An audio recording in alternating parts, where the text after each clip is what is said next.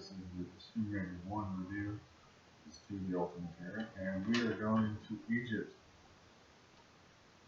with the city of Junoon. There's a pit area that is average. Remove block base to the proper spot, and block top to appropriate position. Basically move a block on top of a block. Lever for goodies and stack the blocks. Yeah. There's a Puma. There's an excellent introduction of the Mummy. Long range fighting, scoping, mid range, teasing, short range, move anywhere. Those are the kind of strategies you want to use. The Mummy is the worst. Well, actually, no. The hardest enemy in Tomb Raider 1, and he's very hard to take care of. They put him in these spots that are just really terrible. There's a goal in sight, but not able to perform. Yeah, kind of. The gate is right there to ski on, but you don't have the pieces that you would get from the next level to get to that gate.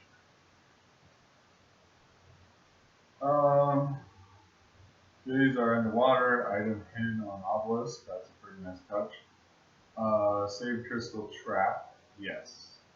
In one of the rooms, the save crystal blocks you away from jumping.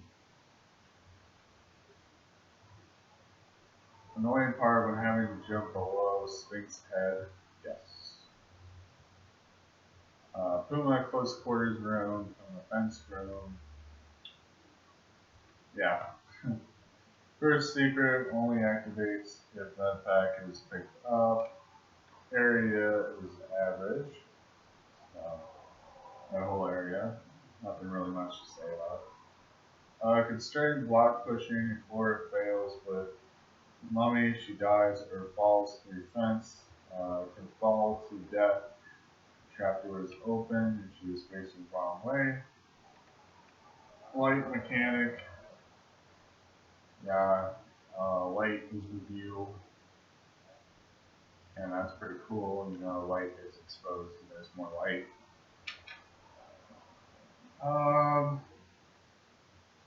Puma trigger points, yes. Worst Mummy location. Almost impossible to not die. Yeah, the Mummy is in like a hallway, and it's like a tight hallway, and basically the only way to get past it is to go a certain point and then run back through the hallway and kill the Mummy.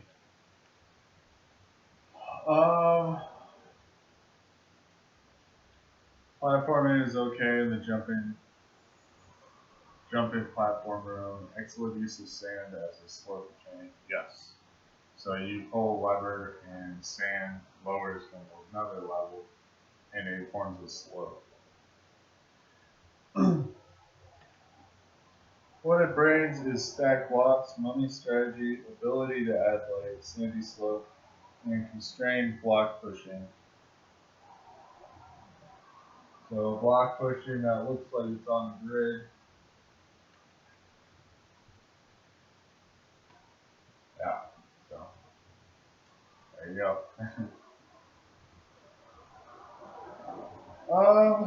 Yeah. Rank is a little above average. Rating is 8. Yeah, there's nothing really much about the level. Nothing really significant about the level either. It's just a level, pretty much. That's why I don't have anything extra to say except that we're in the Puma room. You have like 5 Pumas. Well, you have 6 Pumas actually. You have 2 in the starting area, and you have 2 in one door and 2 in the other door. There's a secret there as well. The shotgun is used heavily for all those, so that's about 12 shots, so you have to conserve quite a bit.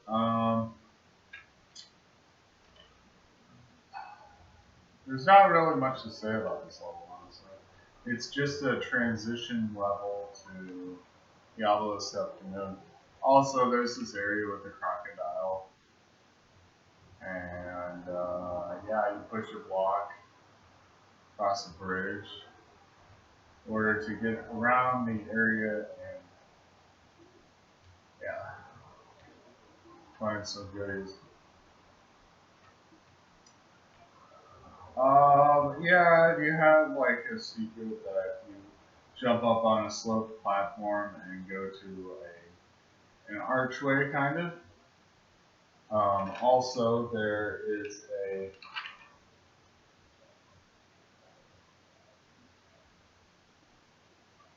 there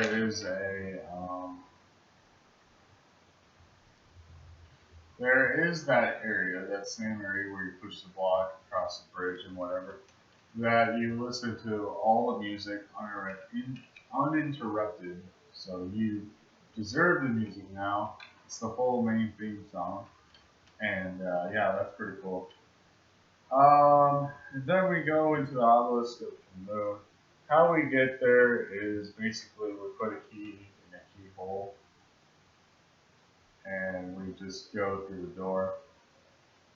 It's called the Emerald Key, I believe. Yeah. And you go to the obelisk of the moon. Alright, there's a meaningless use of stairs. Two Puma rooms with goodies, trap mummy room, water room. It's confusing and has crocodile. Key opens two rooms, base and mid level. Yeah. Mummy can spawn on stairs. Very deadly, very deadly mummy. Because this mummy can actually explode. And see several pieces that also have explosions tied to them. See, when a mummy dies, it explodes, but there's no explosion. Now there's explosions, so you have a lot of damage. Um, Mid level when entering door, exploding mummy. Yes. Base room. Hold on.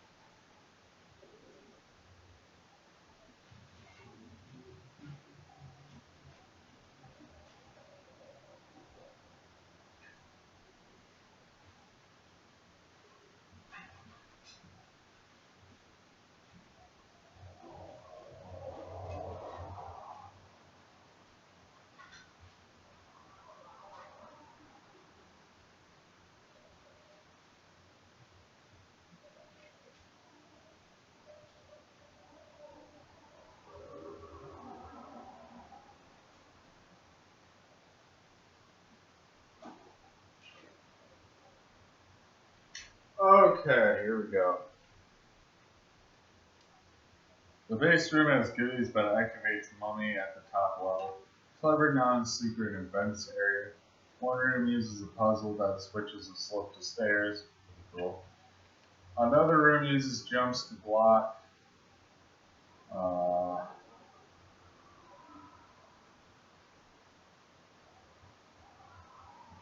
to block swell.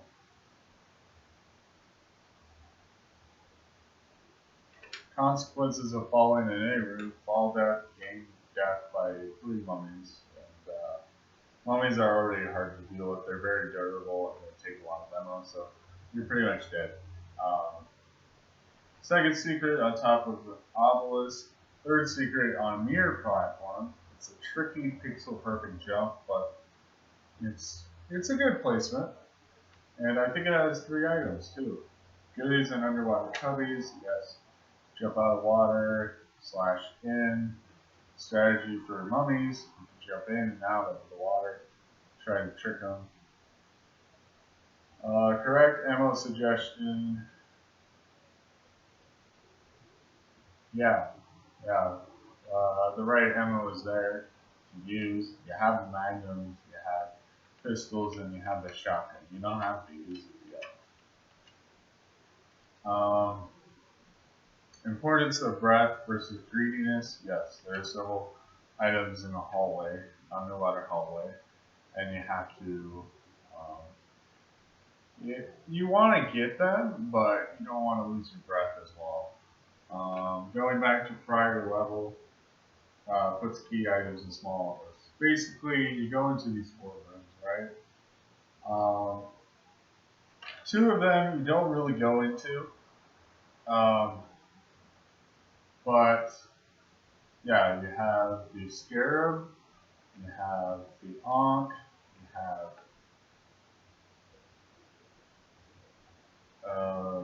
you have the Eye of Horus, you also have the Seal. You have all those types of talismans, and you go through two rooms basically. The other rooms you just find. Uh, well, you bypass those rooms, and you kind of go around. The second secret's all about that. And once you pull the lever, you activate one of the planks to go down. At the beginning, you pull the lever, and I think you put one of the planks down as well. And then the other 2, basically, it's like one, you have to shimmy a lot in order, and this is the save crystal type of stuff. The placement of the save crystal prevents you from looking around and trying to get your jump right, and that has a lever that activates the plank. But yeah, there's that, and there's a secret in that room as well. You keep shimmying down, and you start on the left wall, and you keep going down and down the right wall, where you can just jump down and not take any damage, and then you gotta get to the lever. The other room is where you turn the ramp and the stairs, and you go up, and this is the path that goes all the way to the second obelisk secret. There's a pit below, which has many levels to it, but has pumas at the bottom, and if you go up, all the way up, a mummy will attack you at the top, so it's not really a good idea, and it wastes a lot of time. Yeah, so you go back all the way to the city of Kamoon level, and you place these talismans in the obelisk that we saw before, and there's also shotgun shells in the door area where you went before underneath the Sphinx, and yeah, you insert these, and then the sanctuary, the Scion doors open in the distance.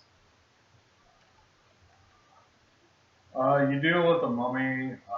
He comes out like in the area after you get all those goodies underwater, and yeah, you go up. You take care of him by going in and out, or you can go up and look at him. At a certain distance, he will just be creeping around, and you gotta like shoot him, and you gotta avoid the explosion blast. And you would think that underwater you would be safe from the explosions off of those body parts, but no. If you get hit by them, you take a lot of damage. So you want to stay as far away from them as possible. And then, yeah, you encounter another mummy, but he's like in a room running around. And there's like a sand slope type of thing that you can jump on. And yeah, it's really all there is. As far as the city of Kamoon, I forgot to tell you that when you when you go to get the secret with the Uzis and jump on that slope uh, and walk on it and jump over to the hallway, I forgot to mention that you go like close to the ceiling and you jump around, take a slope, which takes another slope, and you go all the way to that roof um, with the slopes that you can climb. And in the Puma room, the starting room, you have the potential to drop and fall through kind of a doorway and kill yourself basically, because you go through a slope and you fall to your death. As far as the Obelisk of K'Mun, it's a good level. I would say it's better than City of K'Mun. There's a lot more variety, and there is an area which has the key that opens the base door and the mid, and like puts down a plank or whatever, and opens the mid door. That one is in a room where there's all these blocks, and I think there are like 5 of them, or 4, and one of those leads to the key, which has a crocodile and has some goodies too. Another one leads to one of the rooms, which you should avoid, and has a mummy in there. And then one of the rooms has a small med pack and Puma. The other room has a Puma and a large med pack. And you just pull this block over to the door that opened, and then you take care of the mummy. Yeah, as far as anything else, I think that's pretty much it. Yeah, the talismans are very thin sprites, and they stand on tiny little, I would call it niches, you know? The tiny little platforms just standing on there. The planks just, put them over there, and every sprite will look at you from all angles. So if you turn, it will turn with you. That's a feature in Tomb Raider 1. Specifically Tomb Raider 1. Okay. What it brings is underwater cubbies, exploding enemies, and you go back to the prior level.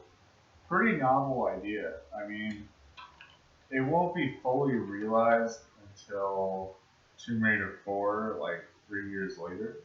So to think that this was in this game already, it's pretty cool. You can't go back to the City of K'Mun and do all that stuff, though. I don't think. So the rank is okay, above average. Rating is 8. Now we're going to the Sanctuary of Scion, which is a more complex level. I hope I did it justice in the past. Okay, so it introduces 2 Atlantean crawlers from far away once you open the door. It's like very far away. And bombs only. Yeah, they explode explosions. That's the Atlantean way, I guess. Atlantean mummy on ground, darts and bombs. So yeah, these guys have bombs only. In this case, but when the mummy's on the ground, it has darts and bombs. So it's the Atlantean crawler, but this form is very basic. There are 2 sides for climbing. Yes, there's a side where you have to platform up and not fall. And then there's another area which is not quite to the right, but it's over there behind me, basically. And you have to climb up, and there are two paths you can go. You can go for the secret and the upper opening, or you can go for the lever, and the climbing area over here is for the lever, most definitely. And if you go all the way to the right, and then you can go over to the doorway over there. So yeah, there are two levers on each side. Yes. One lever over here, like behind me, and one lever over here, basically. Useless teeth door trap. Yes, this is on the left side. We're going to the left side. We climbed up all these rock columns and platforms and went all the way up, and went over and found the teeth door right over there. Pulling switch on left end and right end spawns two Atlantean flyers. Terrible introduction, mummy combat on one platform with basically on the back side where you have that one lever over here, you have one over here on the left side. The one on the left side, you pull it, you jump to a platform that has a large med pack, and then you just spray and hope the flyer comes to you but doesn't go on your platform. And then you slide down some slopes to get to the bottom without taking any damage. This side, basically, you're going to be on this tight platform area that looks like kind of an L shape like this, and you have one platform width each time. And so you're going to have to get up to the higher part of this, which is over here, and try to shoot the landing flyer when it comes over to your area. And hope it does not land near you, because explosions do hurt a lot. And every Atlantean has a lot of body parts, but the flyers especially have the most body parts that can hit you and explode on you. Okay, so... and yeah, explosions could kill Laura instantly. If you have full health, you're pretty much going to be taken out if you get the full blast of all those explosions. And enough will definitely ruin everything. Even if you have the med pack for it, it's going to ruin everything. And you're on this high platform, so any fall, and you're dead, pretty much. Okay, so there's one door up high, yes. It's over here, right around here, you know. And then there's one door low, which is on the other side, all the way over here, down here. And there's one secret. There's Uzis on an invisible platform that's on the right side. You jump, and you land in a perfect position where you can turn, you go back to the wall, then do a running long jump over to the platform and grab and put all your pressure into it. For some reason, if you hold down the up button, like with a lot of force, while holding square and X, you get more of a running long jump than before. For some reason, there's a little hop that you do that makes you miss if you don't do that. So yeah, it's a very specific jump, but if you can nail the jump over there, then you can nail the secret. And once you do, there are two Atlantean flyers that come towards you, but you have the Uzis, so you can just use the lock button as well, and just shoot them while they come for you. And yeah, the explosions will probably not get you, but sometimes it does.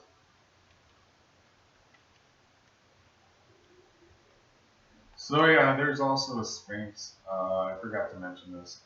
Once you go down the Sphinx on the left side and go into its paw, you have an Atlantean crawler who could shoot darts and bombs, and so you got to kind of flip and flip and flip and try to shoot him down.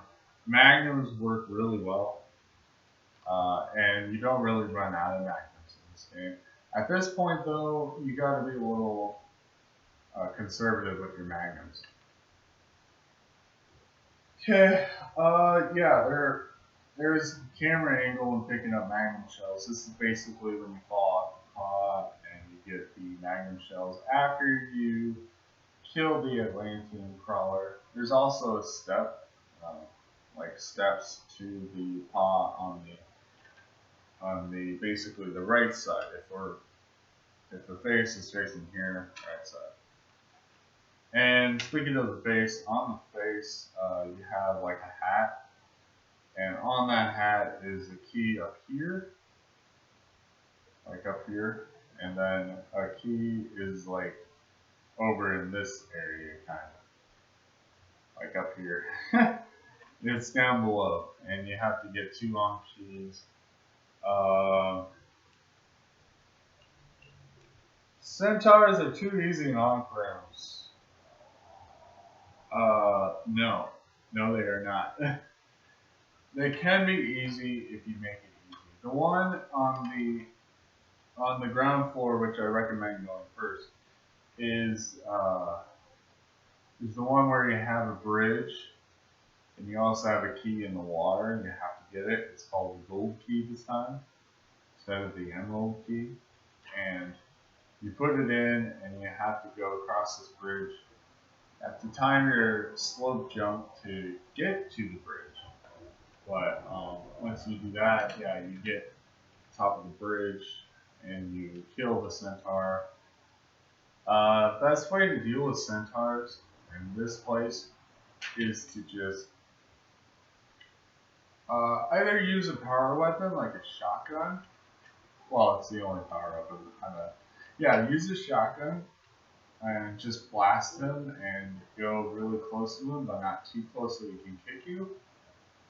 And you can also do the flip and flip strategy, but you might get hit by a bomb. See, when you jump, Laura goes forward just a little bit, so you got to be careful about that, because a difference in height can actually make the difference and mess you up in the run. As far as the other room is the one up high, which you go to next. And yeah, an Ankh key is in the middle platform, so you can get it. The one in the top area is where you have to push a block in order to get up. And then you're in this tight room with the centaur, and then you do the same thing, but this one's a little bit harder to deal with because it's a little more awkward. And when in doubt, you want to run around this centaur. If you ever get in a tight situation where you can run around and there's no other enemies, you want to run around the centaur and position yourself and then do the jumping thing. If not, you can just keep running around him and he won't be able to fire unless he gets the lock on you with his arm cannon. Yes, he has an arm cannon that shoots bombs at you. It does a lot of damage, so careful. Okay. Then there's a pixel perfect jump to Sphinx Head. Yes. And the camera angle is there too, with the second Ankh that comes down, and it's very scary because you're really high up and there's a bit of darkness that is around the place. Like in the Colosseum there was darkness, now there's darkness again. That obscures your view of things. Especially the invisible platform, that too. It's a little hard to see. Okay, so what else? Yeah, fixed camera for second onslaught, like I said. You go down there, you have a fixed camera angle, but you're on the top of the head. And you have to find your way around it's a tiny triangle platform here and there. And you gotta go around it. You gotta go on it and around.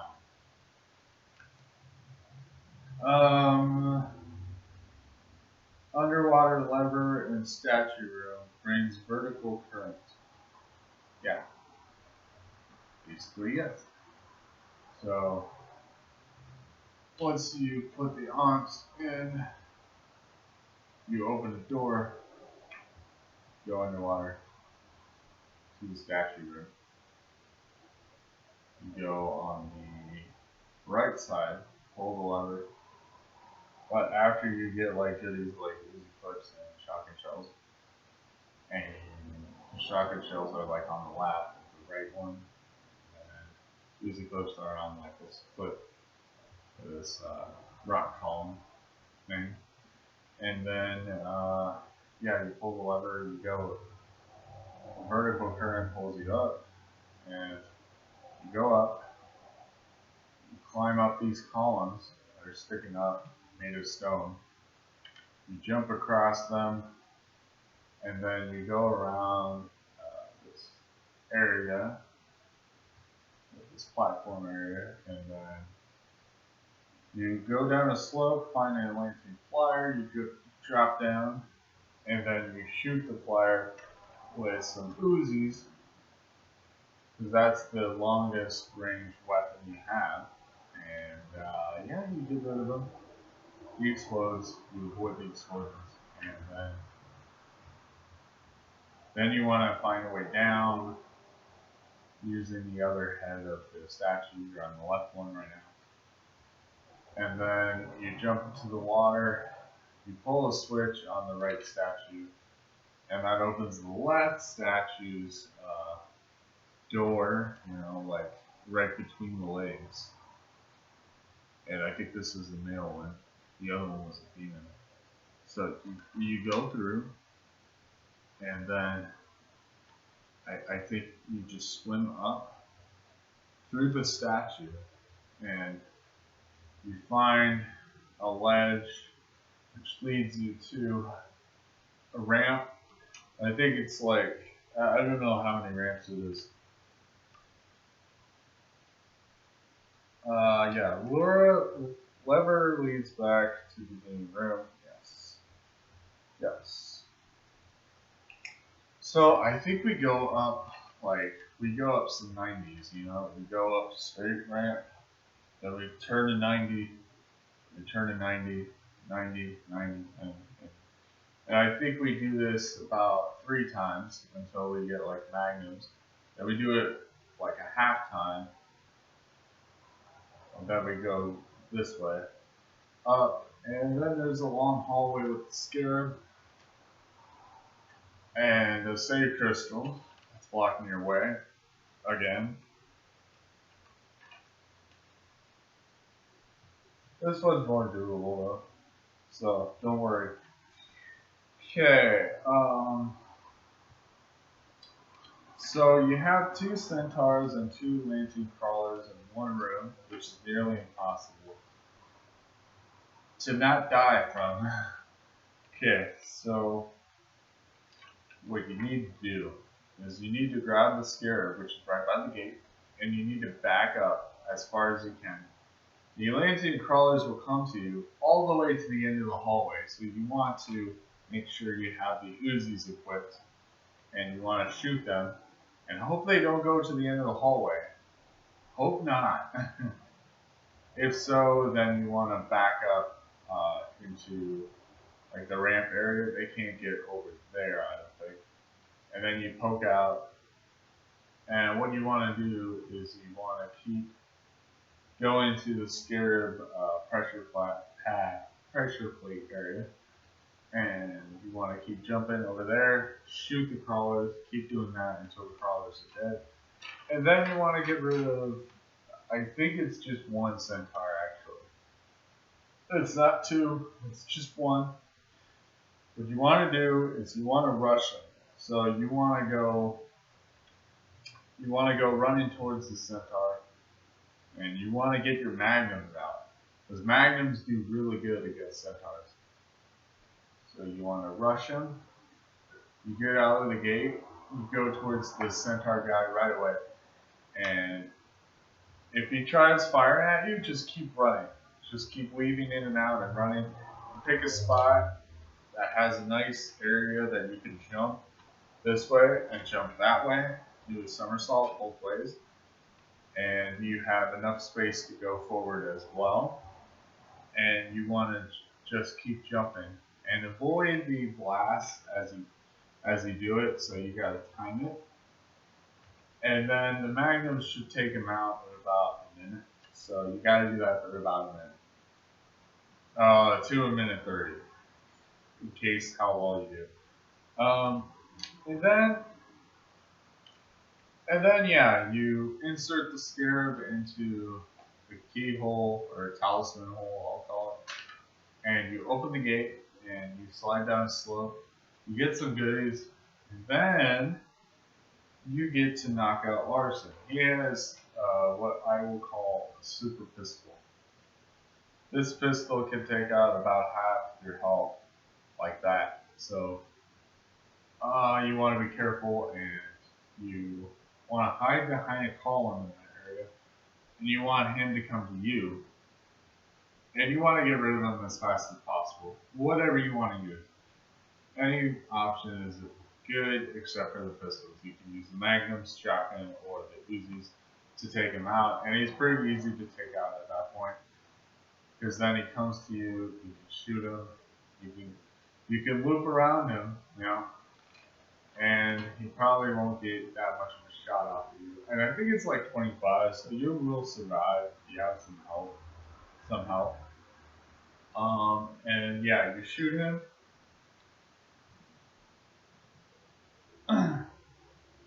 Take weapons, take power, motif.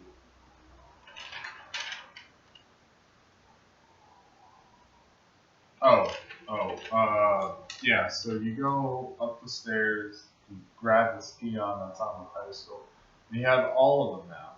And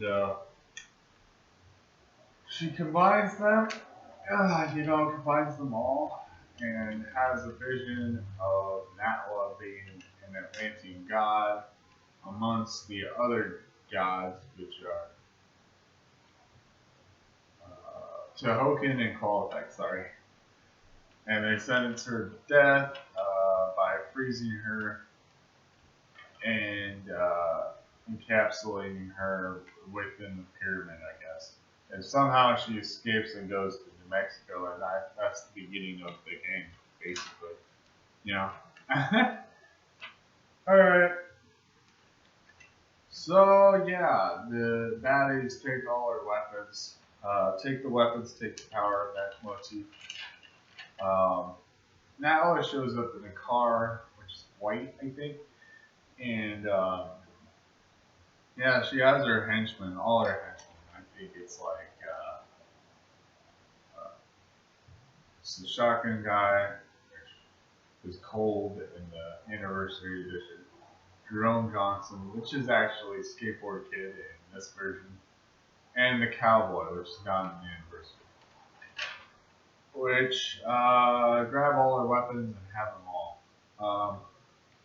They have an inability to aim at Laura. So basically, the only guy that fires at Laura when she jumps into the water is the Skateboard Kid, who has the Uzis. Remember that. It has the Uzis and tries to shoot Laura, but apparently all those shots miss. And then he also shoots the water where she dived under. Motorcycle stunts are believable and effective. Yes. So she takes a motorcycle, which is blue, and she takes it around the cliff sides, even goes up a wall, goes up a hill, and then goes to the area where the boat is taking off right at the moment. There's this ledge that leads to it. She goes there with the motorcycle and jumps off of it just in time, and then dives right by the boat and gets up a rope. And yeah, so Cole and the shotgun guy and the skateboard guy are talking. Whoa, that was a big fish. And Laura just goes in and sleeps on a bed, and yeah, they wake up later. Sleeps on ship with nobody noticing. Yes, wakes up at perfect time. She wakes up, she gets out, and she jumps in the water where shotgun guy notices her going out. Uh, yeah, the rank is sweet.